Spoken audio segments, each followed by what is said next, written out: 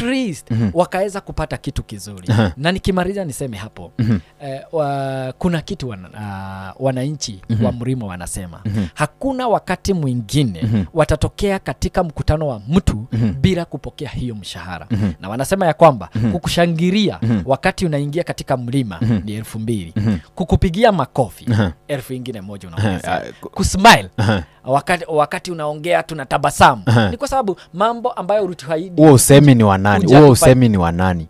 Huo usemi ni wa nani? Huyo usemi ni watu wote wa Mount Kenya. Ni wa naibu wa rais ambaye aliondolewa mamlakani, ambaye ni Rigathi Gachagua. Manake nilimuona pale kwamba juzi akizungumza na akasema kwamba yeye akijaribu kuwapa mawaidha wakazi wa Mlima Kenya, akiwaambia kwamba kucheka pale sijui ni 2,000, sijui kupiga makofi ni 1,000 ngapi. Wewe ni mtu wa mlima, wewe ndio utatueleza, utatuambia ni vipi. Huo usemi si wa yule aliyekuwa naibu wa rais Rigathi Gachagua peke yake.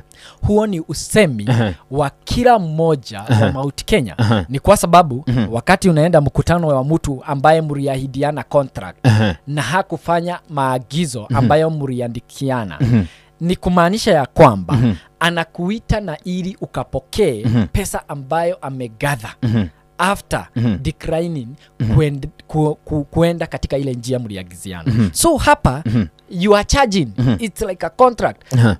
Wakati anakuongeresha mambo anahitaji ya kwamba utabasamu, unastahili kumlipisha hiyo kutabasamu.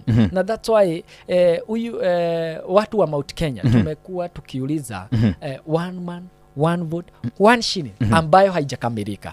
Haijakamilika kwa hakika. So that's why tunataka kuipokea katika mikutano yake, na ili wakati tunamfanyia kitu tukimpigia makofi anatulipa. Tukitabasamu anatulipa. Wewe nikuulize kwanza mheshimiwa, kuna pesa ambazo umepokea? Kwangu singekuwa na hiyo wakati wa kuhudhuria katika hiyo mikutano. Kwa hivyo wewe mwenyewe pia hizo ni rumors ama? Okay, hiyo si rumors. Katika hiyo mikutano na nimekuwa kwa hii siasa kwa muda.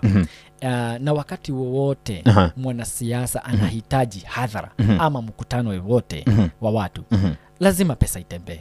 Ni kwa sababu mimi kama Ngoshi kuna mambo ambayo nafanya katika kibiashara, na sioni unaniita katika mkutano wako uweze kunizungumzia na hakuna chance unanipatia ya kusikiza ambacho ningetaka unifanyie. Wewe ni wewe unakuja kuniambia kitu. So unahitaji kuniambia kunilipa hiyo credit ambayo mimi nikusikize hivyo.